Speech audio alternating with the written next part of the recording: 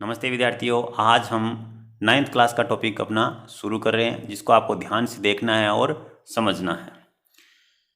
आकृति में यदि AB समांतर है CD, ये AB है वो CD के समांतर है, CD समांतर है EF और ये CD है वो EF के समांतर है और Y अनुपात Z दिया है 3:7 है, तो X का मान ज्ञात कीजिए। हमें X का मान ज्ञात करना है। तो विद्यार्थियों ध्यान से देखना है, मैं सवाल को हल करता हूँ।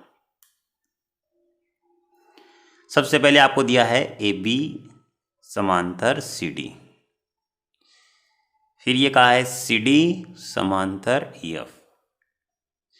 AB है वो CD के समांतर है, CD समांतर है EF के, तो ये तीनों ही आपस में क्या हो गई, समांतर हो गई विद्यार्थियों।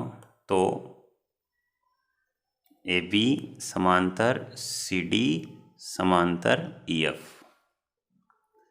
इसके बाद विद्यार्थियों आपको इसमें कोण का मान अनुपात के रूप में दिया है Y अनुपात Z 3:7। यहाँ से इनकी वैल्यू बनाते हैं तो Y की वैल्यू बन गई आपकी यहाँ से 3 के, Z की वैल्यू बन गई 7 के। Y की वैल्यू 3 के, Z की वैल्यू 7 के।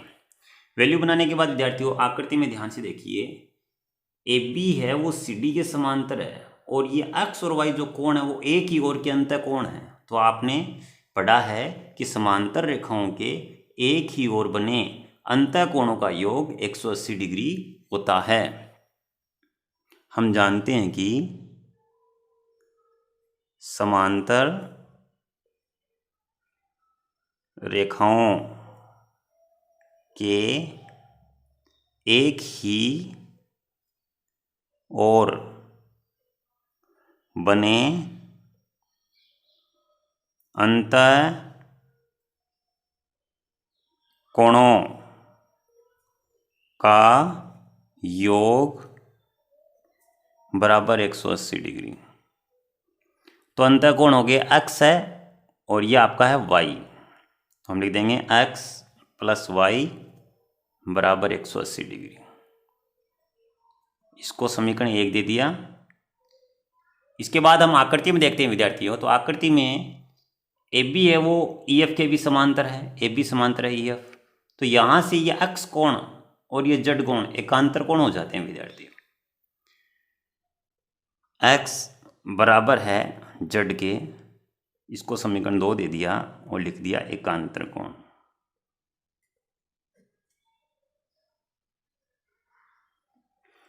अब विद्यार्थियों समीकरण 1 व 2 से, समीकरण 1 व 2 से विद्यार्थियों ध्यान से देखना है और समझना है। समीकरण 1 है X + Y बराबर 180 और 2 है X बराबर Z। तो हम ये X की वैल्यू Z है वो यहाँ रख देंगे, तो अपना बन जाएगा Z + Y बराबर 180 डिग्री। अब हमारे पास Y और Z दोनों के मान हैं वो यहाँ हम क्या कर देंगे, पुट कर देंगे।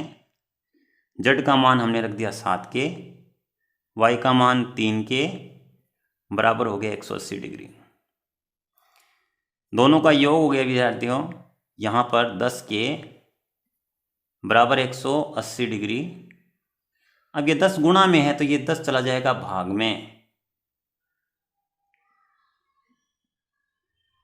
तो 10 का भाग 18 बार गया तो K का मान आ गया 18। अब विद्यार्थियों आपको सवाल में X का मान पूछा गया। किसका मान पूछा गया है? X का मान। और X किसके बराबर है? Z के बराबर है, यानी हम Z की वैल्यू निकाल लेते हैं, वही वैल्यू X की होगी।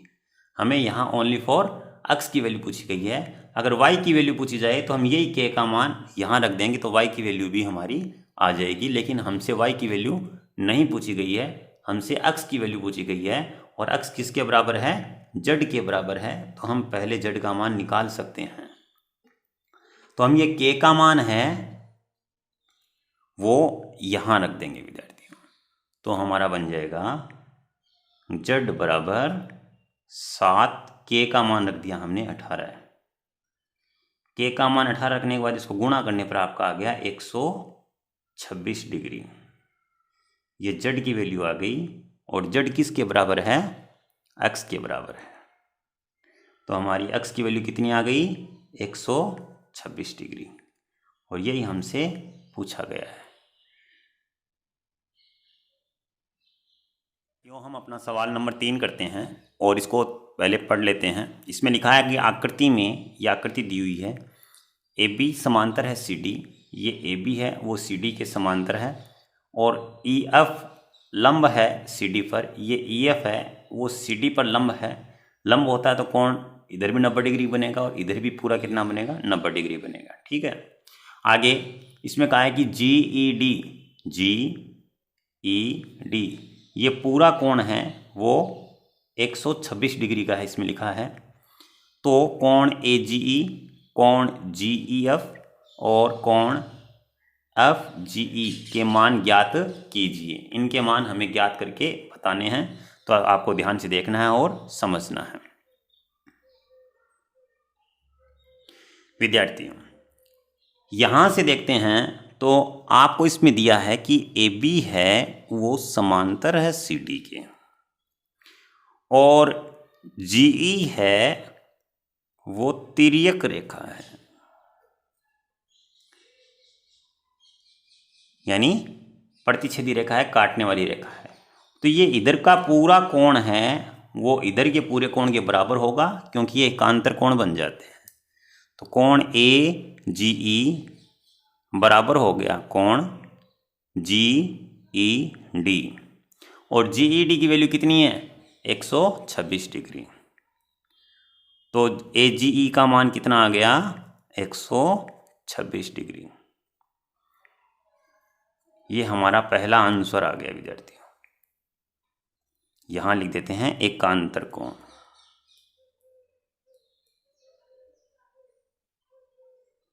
ठीक है। इसके बाद आपको नजर आ रहा है कि ये जी ई डी पूरा कितना है? 126 डिग्री है। ये हमें सवाल में दिया है। तो ये जी ई डी है वो कितने कोणों से मिलकर बना है? ये एक तो बना है G E F E D, G E F plus F E D बराबर 126। ठीक है विद्यार्थियों। और ये यहाँ पर आपको इसमें ये भी दिया है कि ई एफ है वो लंब किस पर है? सी डी पर। यह आपको इस सवाल में दिया हुआ है। तो ये लंब है तो यहाँ इधर वाला कोण कितना हो गया? 90 डिग्री का हो गया। तो ये कोण कितना हो गया? 90 डिग्री का। तो यहाँ पर हम वैल्यू रख देते हैं 90 डिग्री प्लस कोण जी ई एफ बराबर 126 डिग्री। ये प्लस में 90 आ गया। अब 90 इधर जाएगा विद्यार्थियों तो ये इसमें से घट जाएगा और इधर रह जाएगा आपका जी ई एफ। यहाँ से घटाने के बाद आपकी वैल्यू रह गई इसमें 36 डिग्री। ये आपकी वैल्यू आ गई जी ई एफ, जो आपसे पूछा गया है सेकेंड सवाल है इसका, वो हमारा आ गया।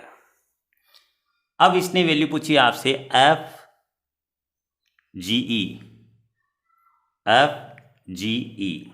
विद्यार्थी ध्यान से देखना है कि ये कोण हमने ज्ञात कर लिया। इधर वाला कोण कितना आया था? 126 डिग्री यहाँ पर, और ये कोण आपसे पूछा गया है।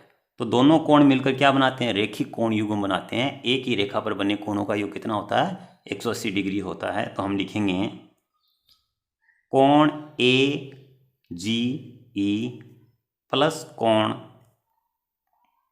एफ जी ई बराबर 180 डिग्री।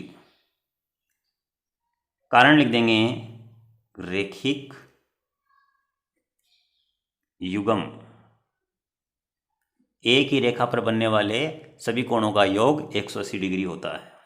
तो यहां से ए जी ई की वैल्यू यहां रख देंगे,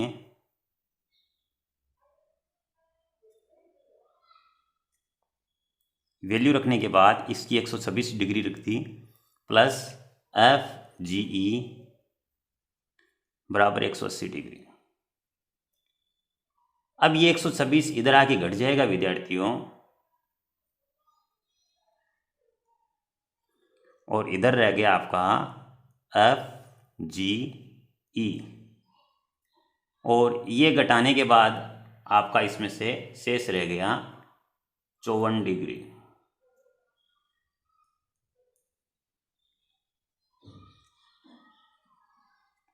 तो ये हमारी वैल्यू आ गई FGE की 54 डिग्री। तो हमने इसके तीनों कोणों के मान इसको बता दिए।